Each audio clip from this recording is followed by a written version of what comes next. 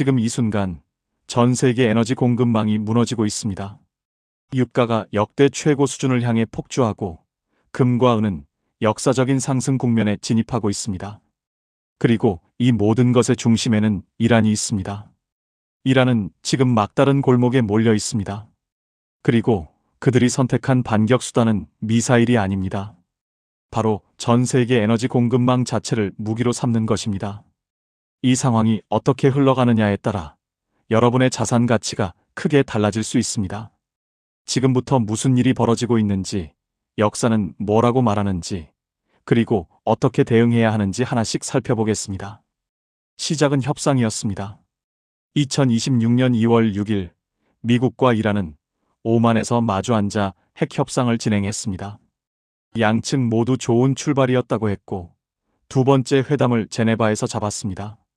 2월 25일에는 이란 외무장관이 공개적으로 합의가 눈앞에 왔다고 말했습니다. 그로부터 딱 사흘 후 폭탄이 떨어지기 시작했습니다. 도대체 무슨 일이 있었던 걸까요?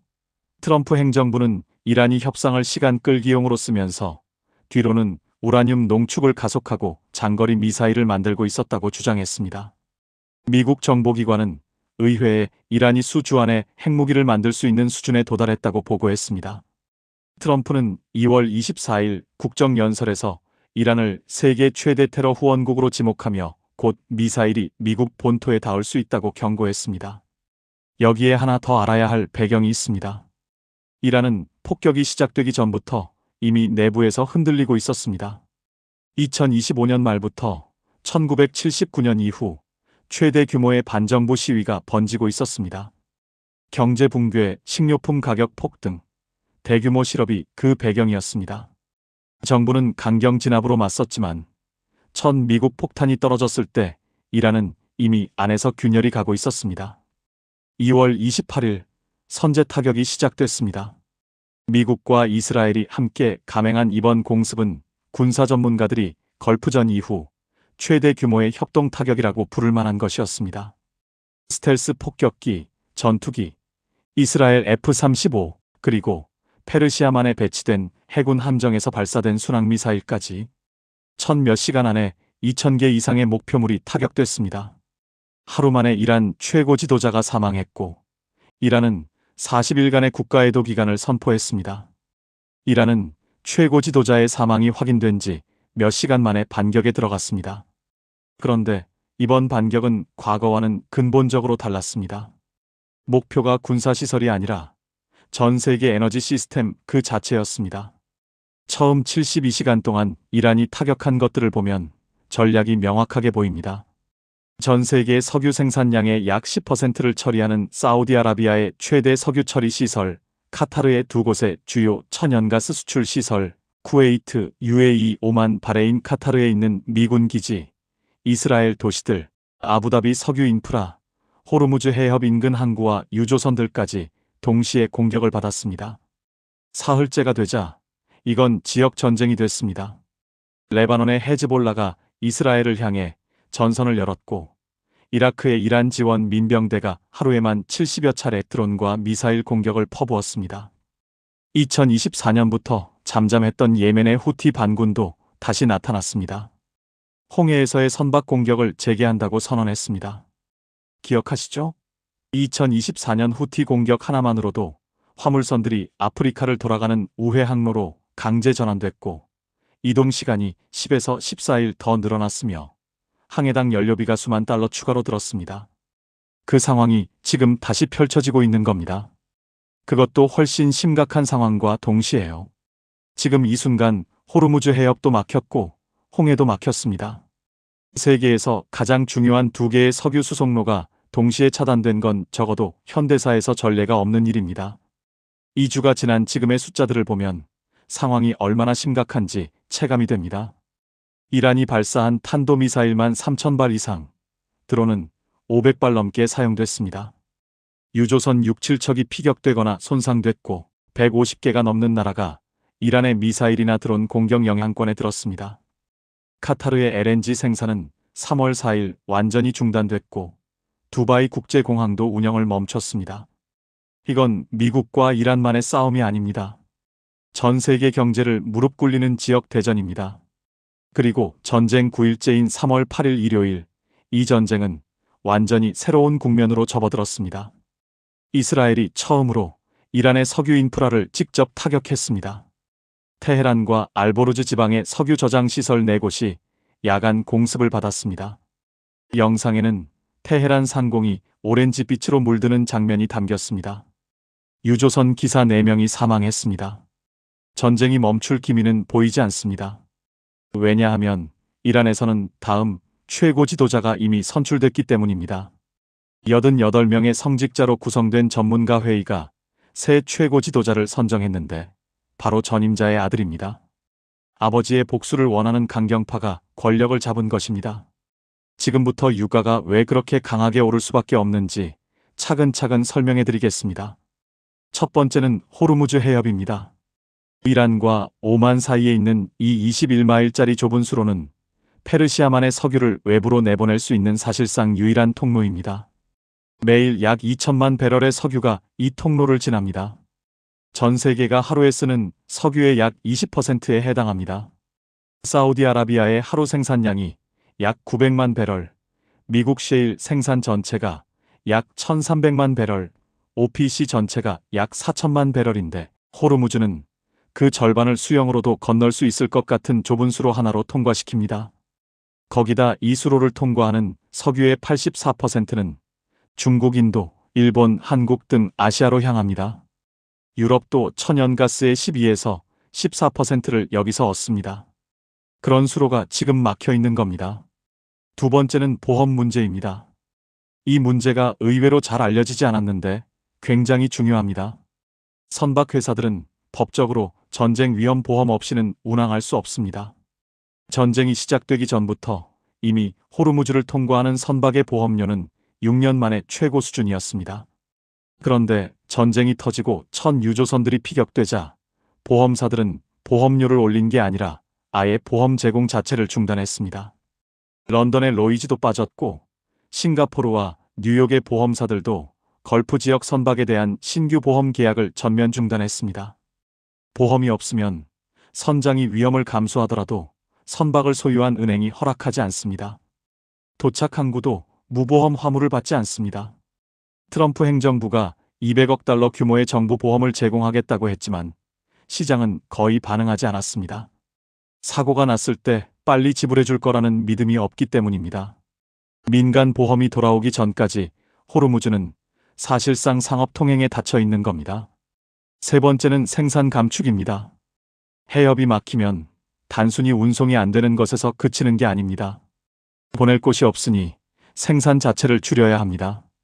OPEC 두 번째 생산국인 이라크가 하루 150만 배럴 생산을 중단했습니다. 쿠웨이트도 감축을 시작했고 사우디아라비아도 저장 탱크가 가득 차기 시작하면서 파이프라인 속도를 줄이고 있다는 보고가 나왔습니다. JP모건의 수석 원자재 애널리스트는 지금 상황이 지속된다면 다음 주까지 하루 600만 배럴 추가 감산이 가능하다고 밝혔습니다. 이미 시장에 나오지 못하는 2천만 배럴에 더해 걸프 지역에서만 하루 2,600만 배럴 공급 부족이 발생할 수 있다는 뜻입니다. 네 번째는 대한 루트의 한계입니다. 많은 분들이 호르무즈가 막혀도 대한 파이프라인이 있지 않나라고 생각하실 수 있습니다. 실제로 따져보겠습니다. 사우디아라비아의 홍해 쪽으로 연결되는 우회 파이프라인이 있는데 하루 최대 150만 배럴 처리가 가능합니다. UAE도 오만만 쪽으로 연결되는 파이프라인이 있는데 110만 배럴 수준입니다. 합치면 260만 배럴. 호르무즈가 정상적으로 처리하는 2천만 배럴의 고작 13%에 불과합니다. 나머지 87%는 아무데도 갈 방법이 없습니다. 다섯 번째는 천연가스 위기입니다. 이건 사실상 두 번째 에너지 비상사태입니다. 3월 2일 이란 드론이 카타르의 두 주요 LNG 생산 수출 시설을 타격했습니다. 카타르는 세계 3위의 LNG 수출국입니다. 카타르는 즉시 생산을 중단하고 공급 계약을 이행할 수 없다는 불가항력을 공식 선언했습니다. 그 직후 유럽 천연가스 가격이 단 하루에 50% 이상 폭등했습니다. LNG 선박 운임은 하루 만에 40% 치솟았습니다. 역사적인 기준으로 봐도 이건 명백한 에너지 위기입니다. 카타르 에너지 장관은 파이낸셜 타임즈와의 인터뷰에서 분쟁이 계속되면 다른 걸프 산유국들도 수출을 멈춰야 할 수 있다며 이건 세계 경제를 무너뜨릴 수 있다고 경고했습니다. 한 가지 더 있습니다. 전 세계 비료 무역의 3분의 1도 호르무즈를 통과합니다.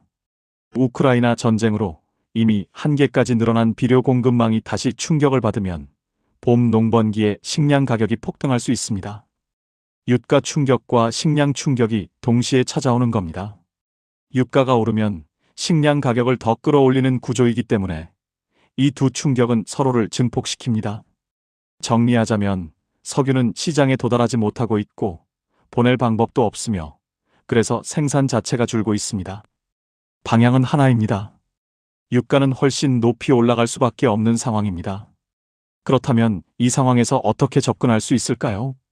유가 상승에 레버리지를 얹고 싶은 분들이 알아두면 좋은 수단이 있습니다. 바로 UCO입니다. 간단히 말해서 유가가 하루 5% 오르면 UCO는 약 10% 오르는 구조입니다. 반대로 유가가 5% 내리면 UCO도 약 10% 내려갑니다. 유가 움직임을 약 2배로 추종하도록 설계된 ETF입니다. 완벽한 메커니즘은 아니지만 단기에서 중기 수익을 노리는 분들이 알아두면 유용한 도구입니다. 이젠 금에 대해 말씀드리겠습니다. 사실 지금 금 상황은 이 전쟁 때문만이 아닙니다. 전쟁은 이미 타고 있던 불에 기름을 부은 것입니다. 첫 폭탄이 떨어지기 전에 금은 이미 22% 올라 있었습니다. 금 채굴주 ETF인 GDX는 지난 1년 동안 무려 170%나 상승했습니다. 이미 대형 기관 자금이 수개월 전부터 금의 포지션을 잡아왔던 겁니다. 전쟁이 추가한 것은 결정적인 한 가지입니다. 연방준비제도가 완전히 궁지에 몰린 것입니다. 에너지발 인플레이션이 치솟는 상황에서 연준은 원하는 만큼 빠르게 금리를 내릴 수 없게 됐습니다. 금리를 내리면 금이 더 오르는 구조입니다.